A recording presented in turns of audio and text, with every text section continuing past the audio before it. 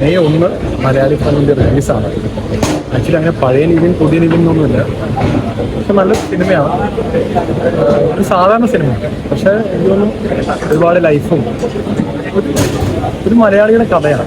എനിക്ക് തോന്നുന്നു നിവിനാണ് ഏറ്റവും ബെസ്റ്റ് ആയിട്ട് മലയാളികൾക്ക് എന്തിനാണ് ആ 6 പാക്ക് എന്ന് പറയുന്ന നമ്മുടെ ഒരു നിവിൻ തന്നെയായിരിക്കും സിനിമയിൽ. ബാക്കി പ്രേക്ഷകർ തീരുമാനിക്കില്ല, പ്രേക്ഷകർ കൂടെ ഉണ്ടാവുന്ന വിശ്വാസത്തോടെ പ്രാർത്ഥനയാണ്.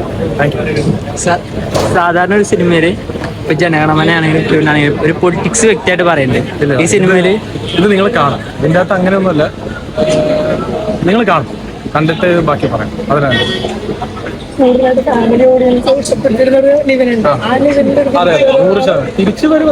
അതാണ് അന്ന് വിനീത അങ്ങനെയല്ല, ഇപ്പൊ നിവിൻ ചെയ്തിരിക്കുന്ന ക്യാരക്ടറെല്ലാം വേറൊരു സീരീസ് അങ്ങനെയുള്ള വിഷയങ്ങളൊക്കെ അങ്ങനെ കുറച്ച് മാറിപ്പോയാലും. അപ്പൊ അതിന് അല്ല, അത് ഡെഫിനറ്റ്ലി ഇത് നിവിന്റെ ഒരു ഫൺ ഫിലിം, അതല്ലേ പ്രേക്ഷകർക്ക് ഇഷ്ടം. അപ്പൊ അത് തന്നെ ഈ സിനിമയിലുണ്ട്. നിവിനും ധ്യാനും ഞാൻ ഭയങ്കര സത്യം പറഞ്ഞ 2 ഭയങ്കര ത്രില്ലർ സിനിമകളെ ചെയ്തിട്ട് പെട്ടെന്നൊരു ഈ സിനിമ ചെയ്തത് ഭയങ്കര ഒരു അനുഭവം. നല്ലൊരു സിനിമയായിരിക്കും, ഫണ്ണാണ്. ഇതിന്റെ ഒരു ഫൺ ഫിലിം മലയാളി.